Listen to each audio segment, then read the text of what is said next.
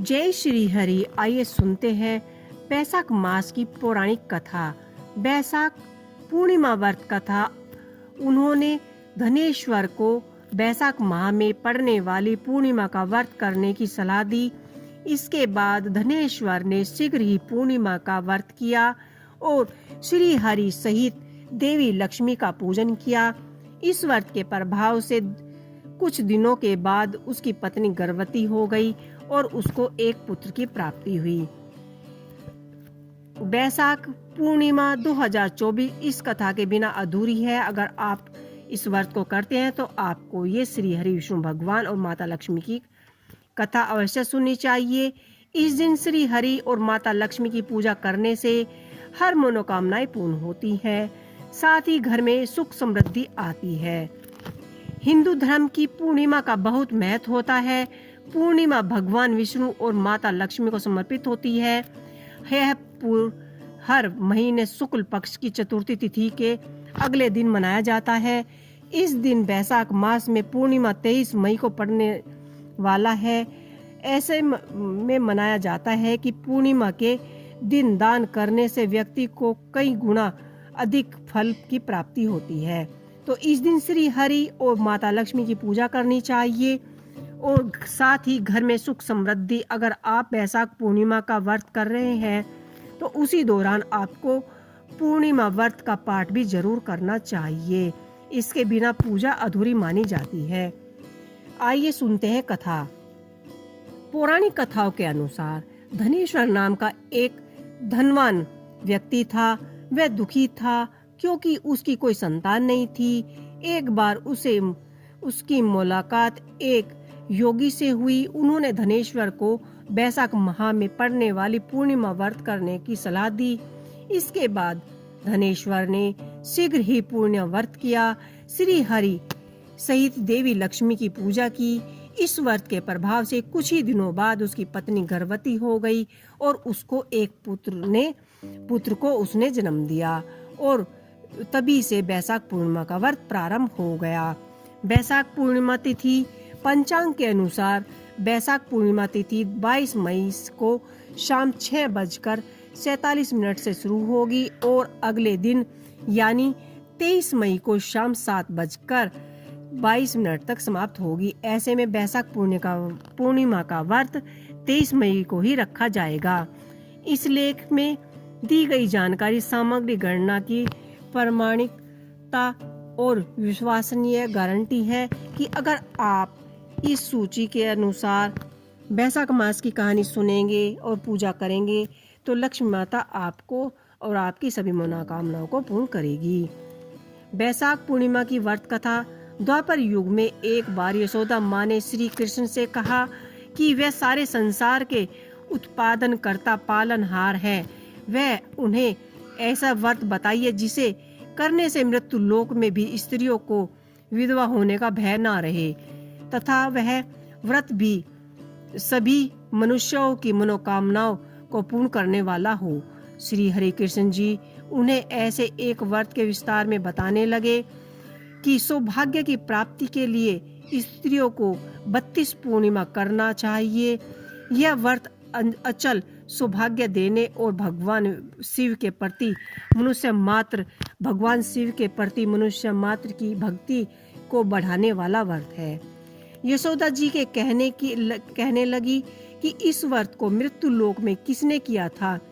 श्री कृष्ण जी ने कहा कि इस भूमंडल पर अनेक प्रकार के रत्नों से परिपूर्ण कार्तिका नाम की एक नगरी थी।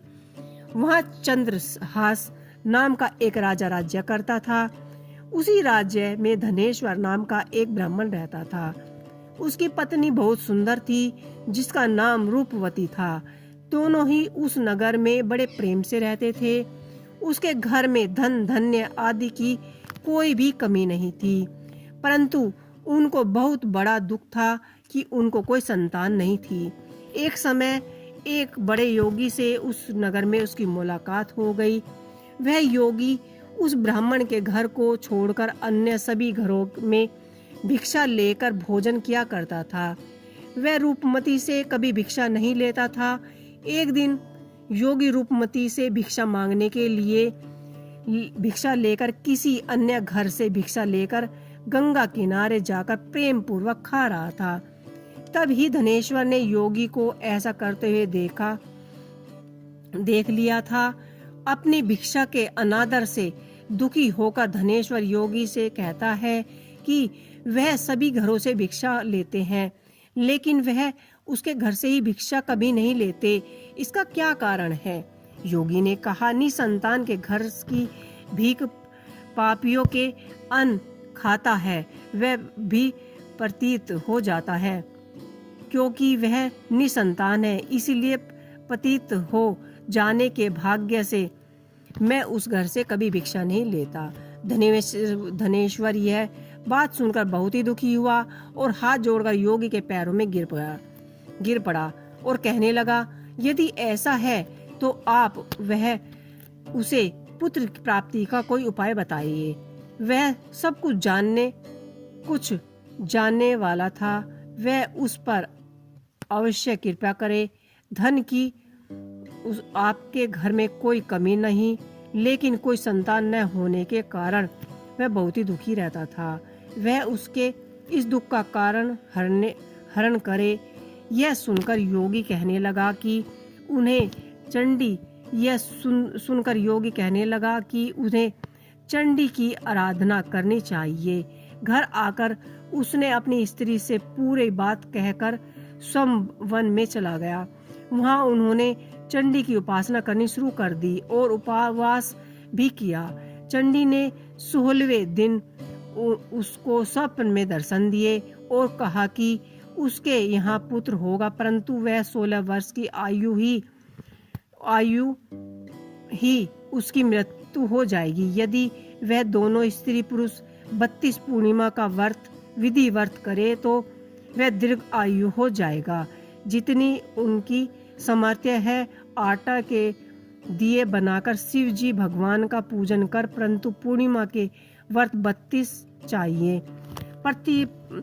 प्रातः काल होने पर इस स्थान के समीप एक आम का वृक्ष दिखाई देगा। उस वृक्ष पर चढ़कर फल तोड़कर शीघ्र उसे अपने घर चले जाना और अपनी पत्नी को सारा वृत्तांत बताना। ऋषि स्नान करने के बाद स्वच्छ होकर श्री शंकर जी भगवान का ध्यान करके उस फल को खा ले, तब शंकर भगवान की कृपा से उसको गर्भ होगा। जब वह ब्राह्मण प्रातः काल उठा तो उसने एक स्थान के पास ही आम का वृक्ष देखा, जिस पर बहुत सुंदर आम का फल लगा हुआ था।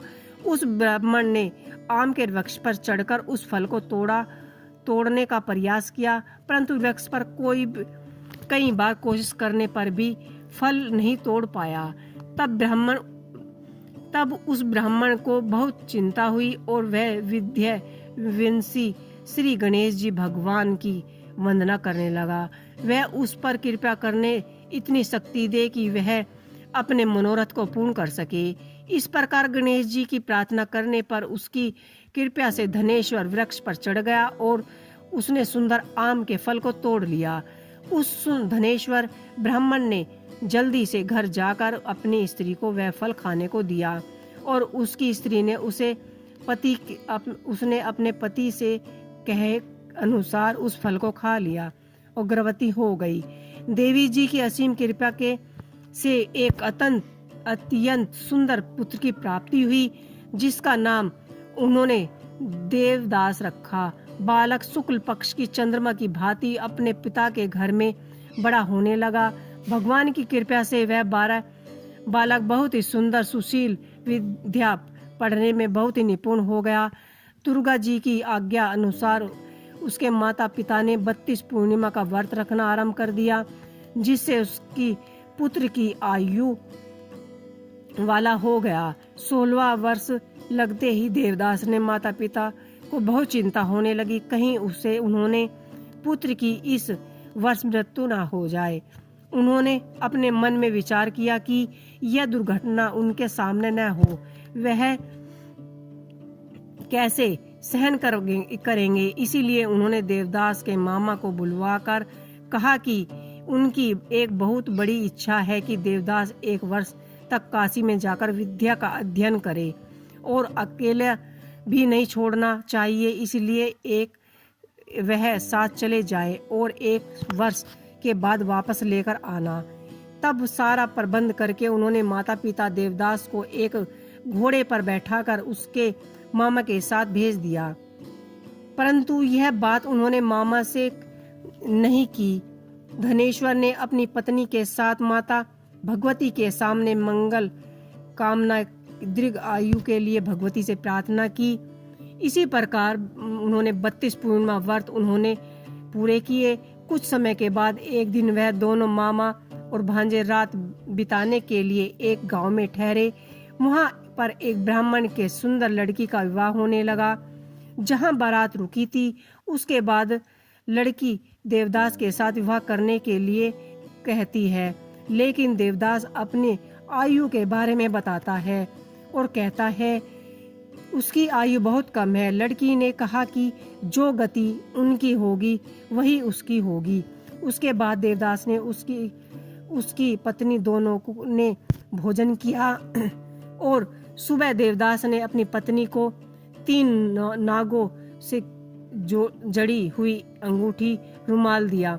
बोला उसका मरण और जीवन देखने के लिए एक पुष्प वाटिका बना लें, और यह भी कहा कि जिस समय और जिस दिन उसके प्राणों का अंत होगा, यह फूल सूख जाएंगे और जब यह फिर से हरे हो जाएंगे तो जान लेना कि वह जीवित है। भगवान श्री कृष्ण कहते हैं कि इस प्रकार देवदास काशी विद्या अध्ययन के लिए चला गया। जब कुछ समय व्यतीत हो गया तो काल से प्रेरित होकर एक सर्परात के समय उसको डसने के लिए वहां आया। उस विषधर के प्रभाव से उसे शयन कक्ष में के साथ चारों ओर से विष की ज्वाला से विषैले हो गए, परंतु वह उन पर कोई भी प्रभाव न पड़ा। 32 पूर्णिमा का व्रत रखा था। इसके बाद स्वयंकाल वहां पर आए और उसके शरीर से प्राणों को निकालने की कोशिश करने लगे, जिससे वह बेहोश होकर पृथ्वी पर ही गिर गए। भगवान की कृपा से उसी समय माता पिता के साथ भगवान शंकर जी भी वहां आ गए। उन्होंने बेहोश दशा में देखकर पार्वती जी ने भगवान से प्रार्थना की कि वहां इस बालक के माता पिता पहले ही 32 पूर्णिमाओं का व्रत पूर्ण कर चुके हैं और वह उसे प्राण दान दे। इसी प्रकार शिव ने उनको प्राण दान दिया। इसी व्रत के प्रभाव से काल को भी पीछे हटना पड़ा और देवदास स्वस्थ होकर बैठ गया।